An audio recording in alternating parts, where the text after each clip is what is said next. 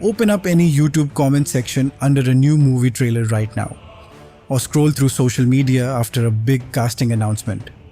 Within about 30 seconds, you are almost guaranteed to see the exact same thing. Go woke, go broke. This movie is just pandering. Hollywood is ruined. It feels like you can't just watch a movie anymore without picking a side in an internet war. A film comes out, and instead of talking about whether it's actually fun to watch, people are picking it apart to find a political message. But have you ever stopped and asked yourself, what does that word even mean anymore? How did a single phrase, which started a long time ago as a simple warning to stay safe, turn into the biggest insult in the entertainment world? If you look past the angry tweets and the long online rants, there is a really interesting story here. It's a story about massive amounts of money, changing audiences around the world, and how big movie studios tried to guess what you wanted to see, and the complicated response that followed. So, let's break down what is actually happening. No political arguments, no yelling.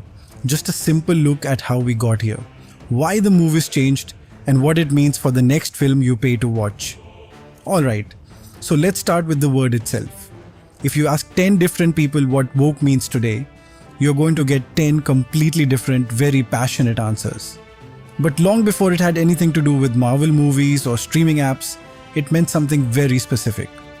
One of the earliest widely documented uses of the phrase was in 1938 by a famous blues musician named Led Bailey. He was recording a song about 9 black teenagers who were falsely accused of a crime in Alabama.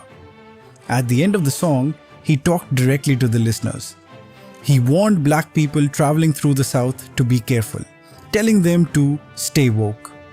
Back then, it wasn't a political theory or something to argue about on the internet. It was literally about staying alive. It meant keeping your eyes open, paying attention, and being fully aware of the real dangers of racism around you. For a very long time, the phrase stayed mostly within black communities, used quietly by writers, activists, and musicians. Then came 2014. A young black man named Michael Brown was shot in Ferguson, Missouri, and the hashtag #StayWoke gained widespread national and international attention. On Twitter and Instagram, it became a quick way for a new generation of activists to say, pay attention to social injustice, don't look away. But here is where things get confusing. As the term entered mainstream culture, companies increasingly adopted language around social awareness and inclusion in their branding and public messaging. At the exact same time, critics started using the word as a weapon. Today, there is no single definition of the word. An early example. 1938, Led Bailey uses "stay woke" to tell black travelers to be careful of racial dangers in the American South. Reaching mainstream print 1962. The phrase appears in a New York Times article explaining words used in black communities. The social media boom 2014. The hashtag #StayWoke spreads widely as a call to pay attention to unfair treatment by police. 2020 to present critics now use the word to describe companies forcing political messages into entertainment. If you talk to a progressive teacher or writer, they will tell you that being woke just means being kind, making sure that people who were ignored or stereotyped in the past finally get fair, realistic roles on screen. But if you talk to a critic, they will tell you it means something completely different. To them, it means a movie cares more about pushing a political message and ticking diversity boxes than actually telling a good story. And because the word means two opposite things at the exact same time, it became the perfect thing for people to fight about in Hollywood. Now, looking at the internet today, you might think this fight over what belongs in movies is brand new. But the truth is, Hollywood has been arguing about representation, morals, and social issues since the very beginning. This isn't a new war.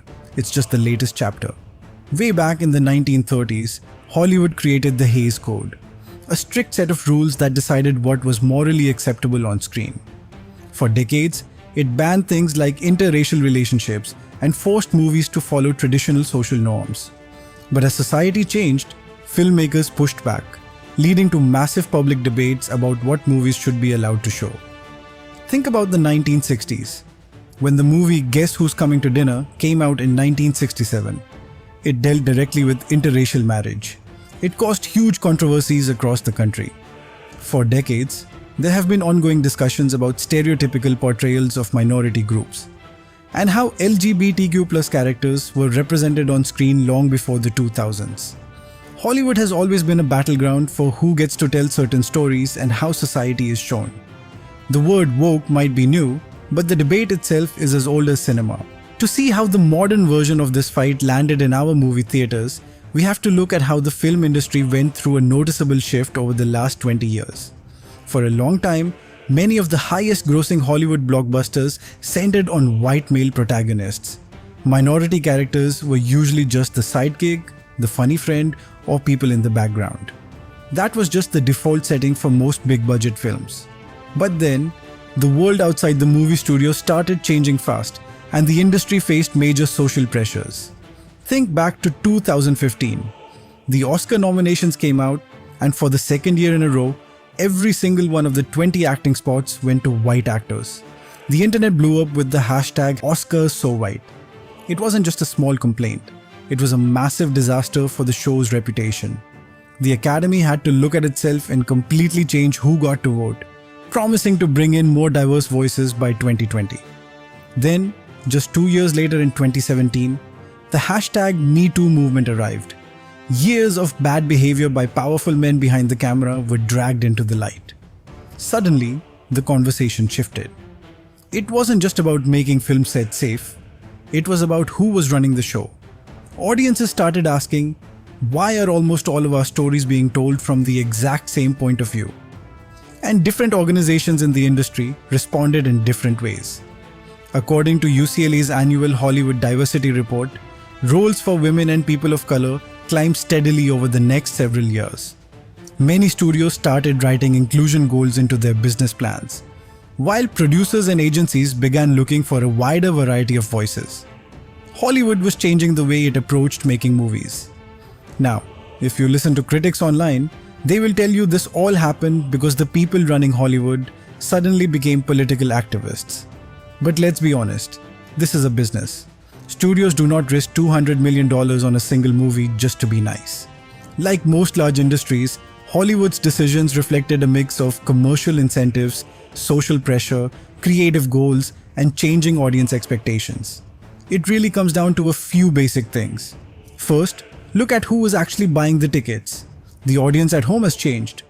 The younger generations who go to the movies the most, like millennials and Gen Z, are the most racially diverse groups in American history. If a studio keeps making movies that only appeal to one group of people, they are missing out on millions of customers.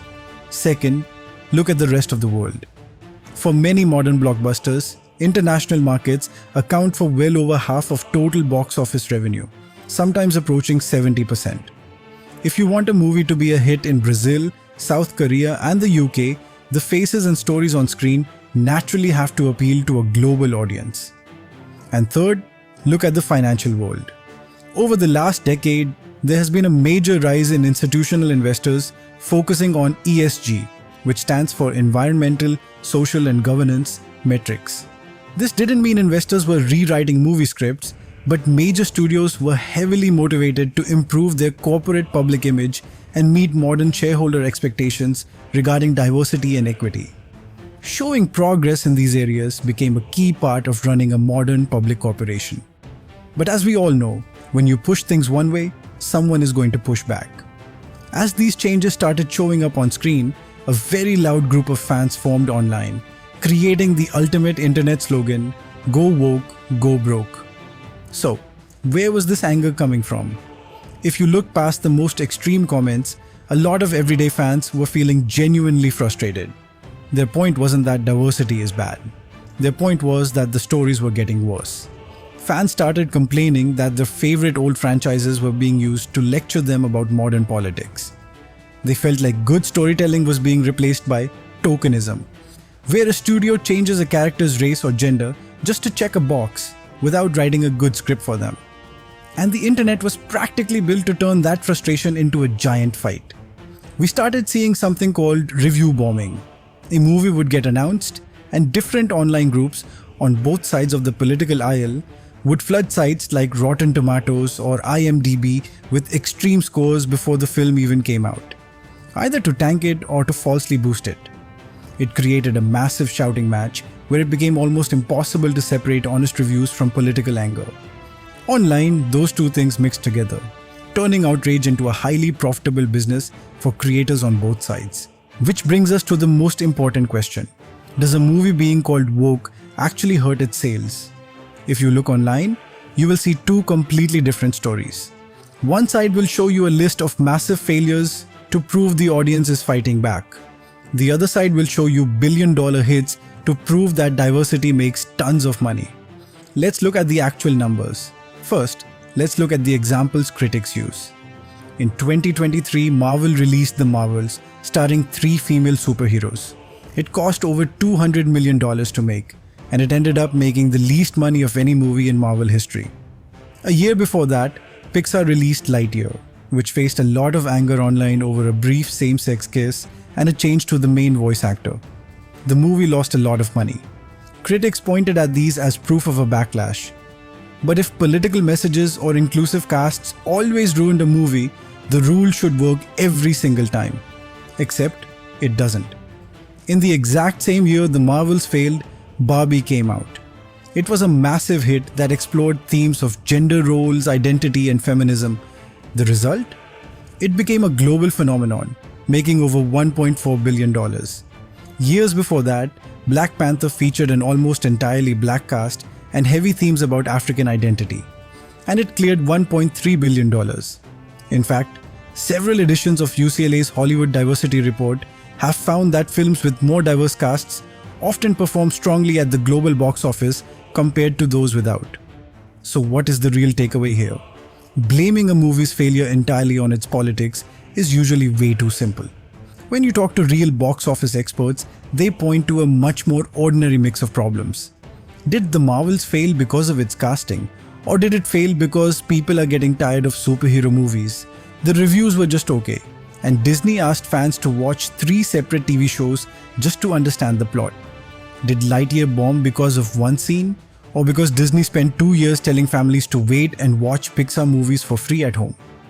The reality check. A movie almost never succeeds or fails just because of a political stance. It wins or loses on the basics. Is the story good? Are fans tired of the franchise? Is the marketing smart? Good filmmaking matters way more than internet arguments. So, where does that leave us right now?